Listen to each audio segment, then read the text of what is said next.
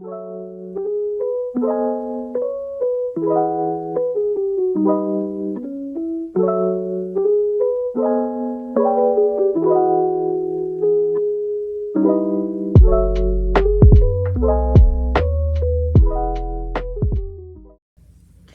guys, my name is Star, and today I want to talk about something really serious again. So for those of you guys who may not know, I've made multiple TikToks explaining why I'm pro-choice, and I also posted those TikToks onto YouTube. And I've been getting a lot of hate from pro-lifers. So I want to explain why I'm pro-choice and why I think some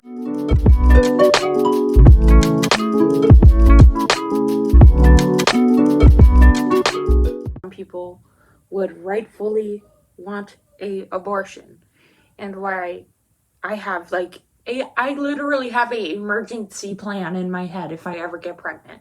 Because not only am I disabled, but I have an eating disorder, and I'm also non-binary, so the thought of getting pregnant is dysphoria-inducing.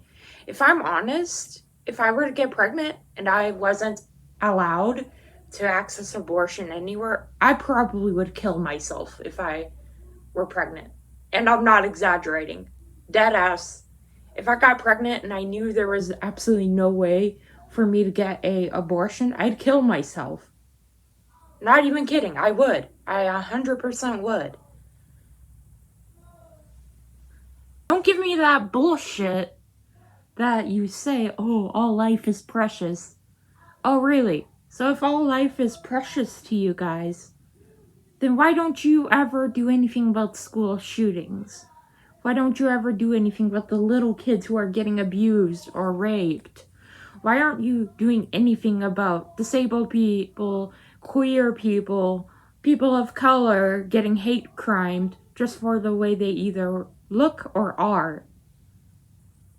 Why aren't you doing anything about hate organizations trying to do eugenics on autistic people? Why aren't you doing anything for the people who are mentally ill and homeless, huh? You guys pretend to be so high and mighty, but yet you don't give a fuck about life. You only care about forcing people with uteruses to be your fucking incubators. Me and my family, we have a fuck ton of genetic issues, both mental and physical. And a lot of our family did not know about it until recent years. And guess what? My mom didn't know that she was carrying a gene mutation, and I was born. And now I suffer from psychosis because of it. I suffer from mental illness because of it. I suffer from multiple disabilities because of it. I suffer from an eating disorder because of it, and I get bullied because of it too. I know that if my mom knew that I was going to go through all that shit, she would abort me. Not because she didn't want me, but because she knew that that wouldn't be a good life to live. Even when you have the best healthcare you could possibly have, the ableism in this world will make a disabled person's life a living hell. I've been told that because I'm psychotic, I'm dangerous, and that I should be locked up forever or even killed. I've been told that I'm faking my disabilities because I am still able to see a very short distance, or that I am able to speak somewhat normally, just slightly behind on my speech. Like, I have a speech of a 14-year-old, and I'm 20, but I have a speech of a 14-year-old. The only letters that you could probably notice that I have a hard time saying is the S and TH and F, and also R as well. Part of that is my intellectual disability and autism, but what not many people consider is, yes, some people with psychosis, their speech can get worse over time, and I've noticed that my speech is deteriorating because it's been getting harder and harder and harder for me to think properly because my brain is regressing. Regression, also known as age regression, is a symptom of psychosis, and psychosis is a progressive mental illness, meaning it will get worse when I go further in my 20s, but there have been also studies shown that like it will randomly calm down by the time you reach your 30s for some odd reason. And I'm like, what kind of fuckery is this, science? But the point is, I would never want to pass that shit down to my kids. And before any of you guys give me the bullshit like, oh, just use birth control or keep your legs closed. Guess what, bitch? Number one, rape happens. Rape, by definition, means like forced sexual contact. That's what rape is. It's when somebody is forced to either do or forced into like being like forced to do something sexually.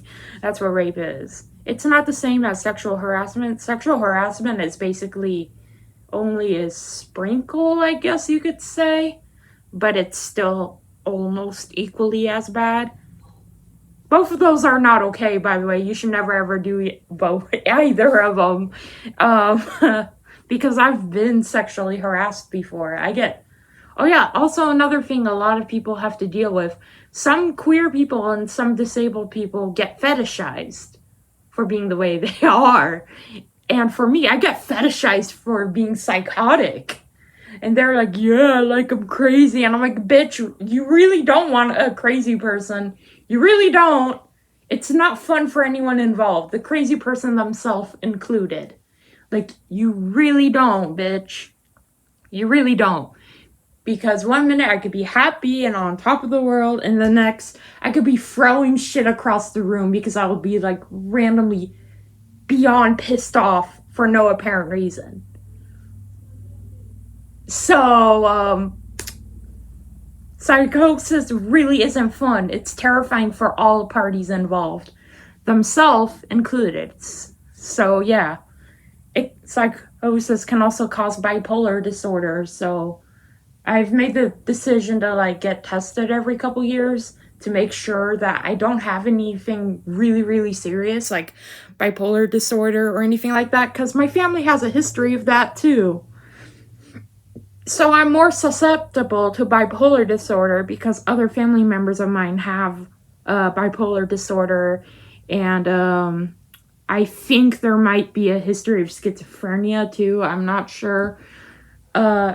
I think there was one family member that had like schizophrenia or psychosis or something like that. Oh yeah, and also autoimmune problems can also cause psychosis, and so can genetic mutations. Like the genetic, I cannot talk normally. That's also, you could probably hear it a lot in a lot of my videos, but like when someone is psychotic and they are very talking about something they are very passionate in, they'll talk really, really fast and do like a lot of really fast hand gestures, and they'll laugh at inappropriate times, and they'll have they'll mix up their words because their mind is going a million miles an hour, which can sometimes get a psychotic person misdiagnosed with ADHD. And my doctors almost did diagnose me with ADHD, but I know I don't have ADHD because the main symptoms of ADHD I do not have, except for the forgetfulness and the hyperactivity, and that's it. But like, I don't want to pass down my genetic shit to my children, and also Do you have any idea how dysphoria-inducing pregnancy is for trans people, dude? It sucks. I've had like a trans guy I knew he was pregnant and he has a baby. Well, not really a friend, more like an acquaintance, but still. He has like a little girl, and the only reason why he chose to go through pregnancy was because he wanted to be a single dad. So he was like, you know what, fuck it, since I kind of did hoe around and something went wrong to like get pregnant, even though I know this dysphoria is gonna kick my ass, I'm gonna keep this baby. But most trans people don't choose to keep their baby because of dysphoria and body dysmorphia as well. And for me, my period is dysphoria inducing. It could be so dysphoria inducing for me that I have panic attacks on my period, because like sometimes I'll see the female symbol on like the pads and I'll have panic attacks. I know that I dress femininely, but that's because feminine clothes are sorry, are more like comfortable for me because that's what I'm just used to wearing. And also clothes don't correlate with gender identity. There are boys that wear girls' clothes, girls that wear boys' clothes, all that shit. And also, I just like more colorful things, if that makes sense. I like pastel things and like colorful things. Like most of my clothes, you could probably tell are like really, really bright colors. And there have been actual studies shown that psychotic people are more attracted to bright colors because our dopamine doesn't really work properly. So like the very few things that could bring our dopamine up are like bright colors. Hence why in my room I am surrounded by fucking neon colors and shit. And also I draw a lot because my psychotic ass constantly thinks of literally everything 24/7 at 1,000,000 miles per hour. Like if a squirrel had cocaine and Monster Energy and Red Bull and coffee and also crack. Wait, is crack and cocaine the same thing? Hold on. Is crack and cocaine the same thing?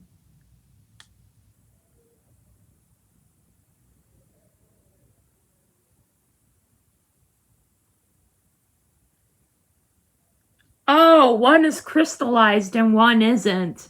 Okay, now I know the difference. Crack is crystallized and cocaine is the powder. Okay, now I know.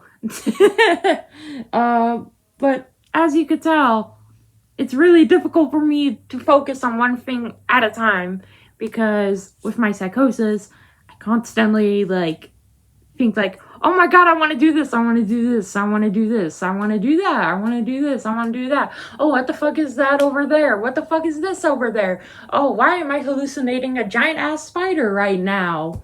Why am I hearing voices? Wait a minute. There is a pan flag right by me. Oh wait, shit, I forgot I bought that. And like, what is the purpose of life? Are there aliens? Is there someone watching me? Are there cameras hidden in my room? That's what I think about 24/7. And sometimes it is kind of hilarious about how absurd it is, not gonna lie. However, I still don't want to pass this shit down to my kids because psychosis is considered a mental illness for a very good reason. There have been cases of people taking their own lives because they couldn't handle seeing and hearing things that weren't there 24/7 anymore.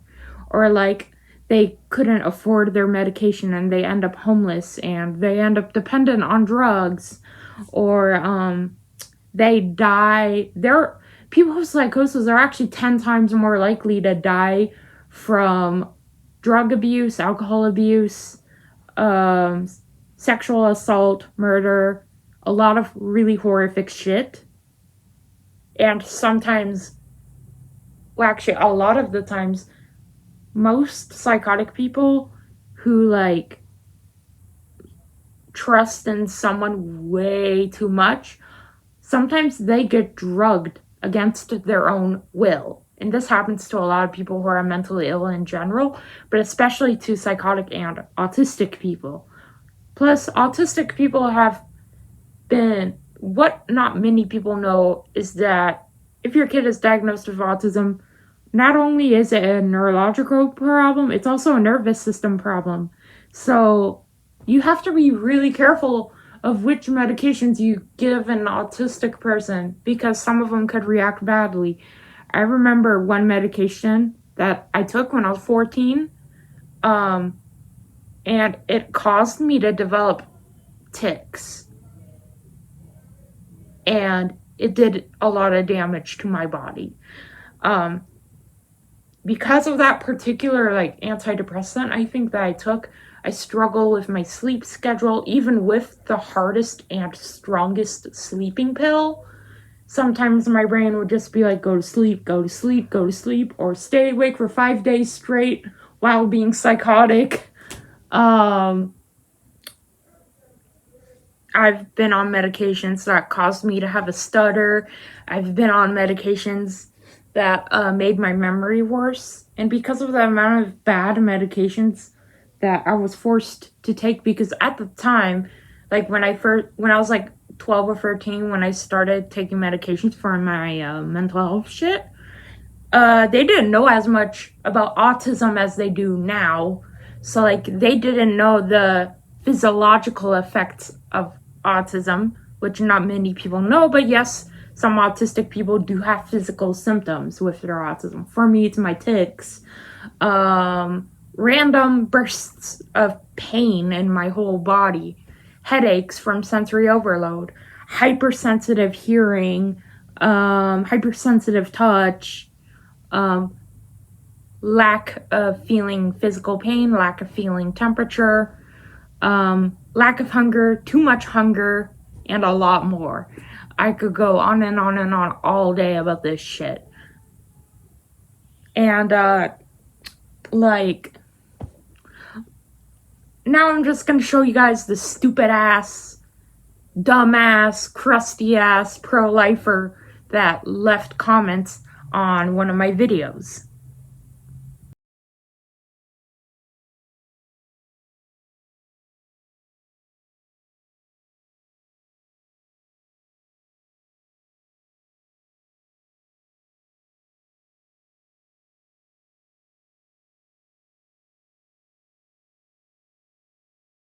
If you were unable to read that in the amount of time that it showed up on screen, feel free to go back and pause the video. It's okay, bro. I get it. I'm visually impaired.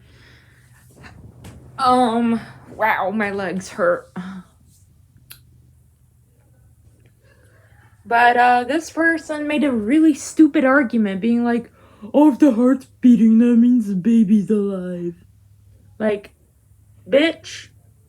By that logic, someone with no brain and only a heart that's beating is alive. Like, let's just say someone got hit by a car, right? Somebody got hit by a car, they were crossing the street, like, minding their own business, and they, like, are, like, walking around the street, and all of a sudden, boom, a car hits them and cuts their head clean off. I don't know how plausible that is in real life, but let's just say that happened. Let's just say a weird circumstance happened with that car, and that car resulted in someone getting their head cut off clean, and that resulted in their brain dying. But when the police, like, show up to the scene, when they show up to the scene, dude, right? There have been actual studies shown that there have been cases of people, like, after they died, there have been some cases of people's hearts beating even after a person died. I don't remember the term for this shit, but I know it is real, and I also watched a documentary on, like, morticians and what they do. I've always been fascinated with, like, how people take care of dead bodies and stuff like that. I don't know why, but I'm like, that shit's interesting. I kind of want to know what would happen to me after I die. Well, I guess once I die, my body would no longer be me because I'm not in it anymore. But,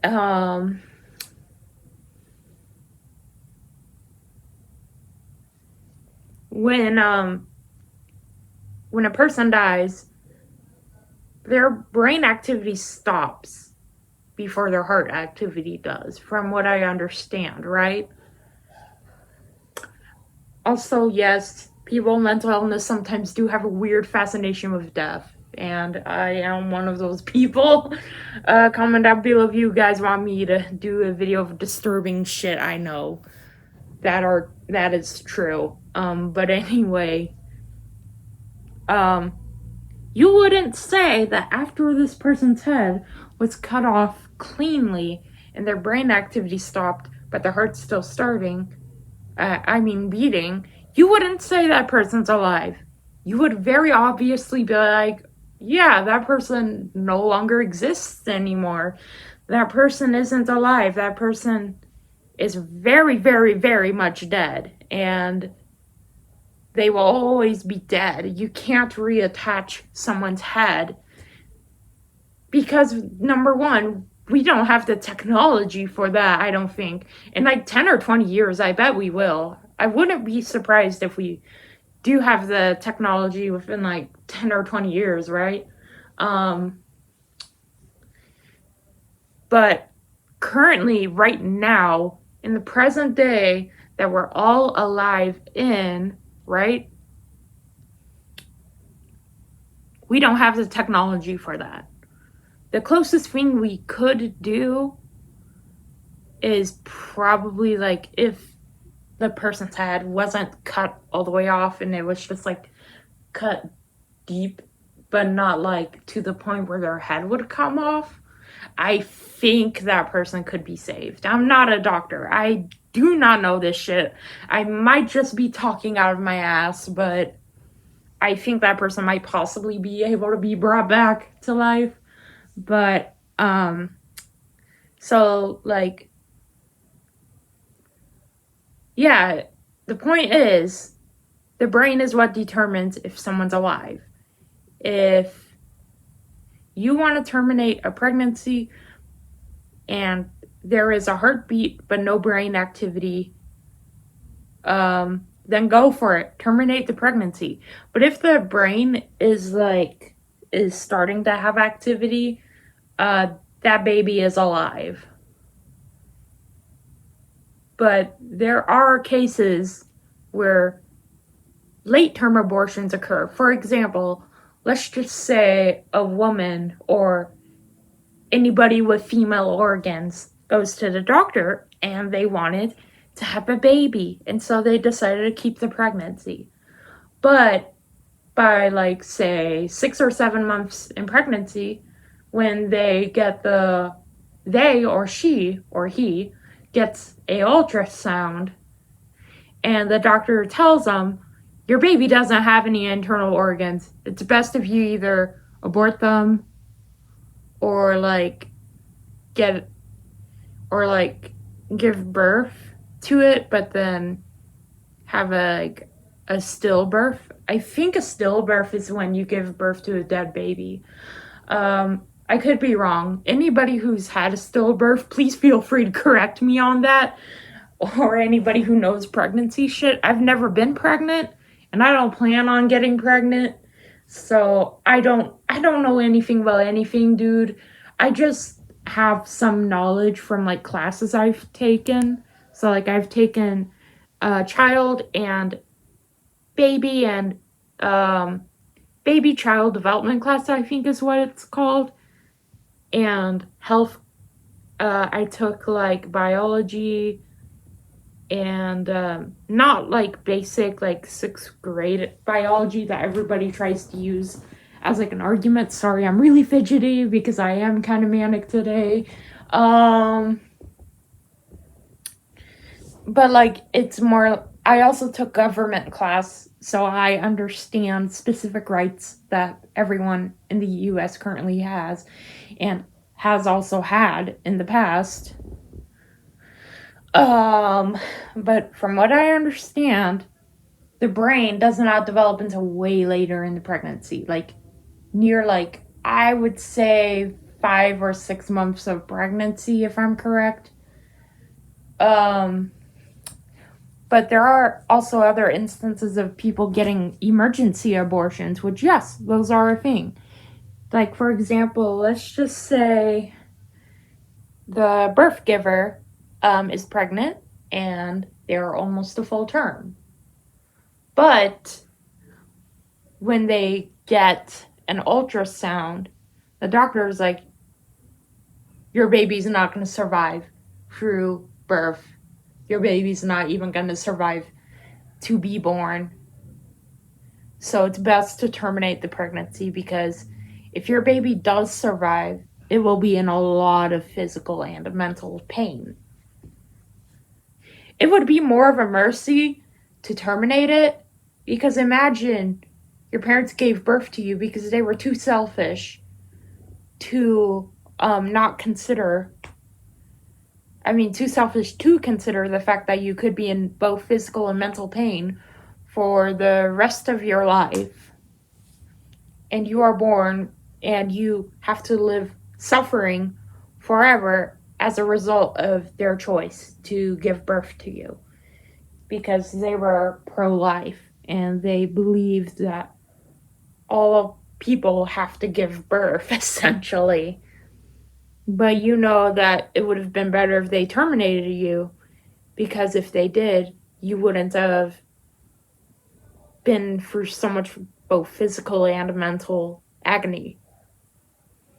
Also, if a woman or anybody with uterus is raped and they get pregnant, imagine giving birth to your rapist's baby and then, you have... Obviously, anybody who gets raped gets PTSD. Let's be real.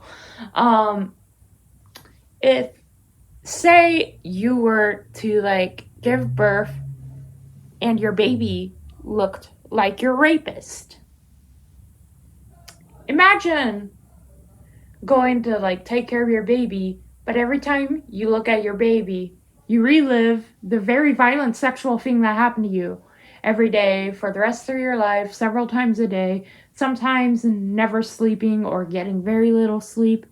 And then you spiral into a deep depression, and then you either snap and end up abusing the baby, or you abandon the baby, or you put the baby into foster care, which will result in the baby possibly getting abused, or you end up killing yourself, or both yourself and the baby. That would be horrible, wouldn't it? So why would you force a child into that kind of situation? Why would you? Don't give me that shit that everything happens for a reason. No, it doesn't. And you know you're wrong. You know damn well you're wrong. I don't know what else I could say to get through your thick skull, but forcing people to give birth is a really shitty thing to do. It's my body, my choice. If you personally don't want an abortion, that's fine. But you should not shove your beliefs down other people's fucking throats. That's not fucking cool, dude. That's like a dickhead move. Holy shit. I didn't expect to get so pissed off talking about this. But I hope you guys understand the point I'm trying to make, because I'm not trying to be a fucking, dickhead. Because, I get people have their own beliefs. However, forcing a birth is unforgivable because you don't know what kind of environment that child could end up in. That kid could end up getting abused because they were forced to be born. My name is Star, and I'm out. Later.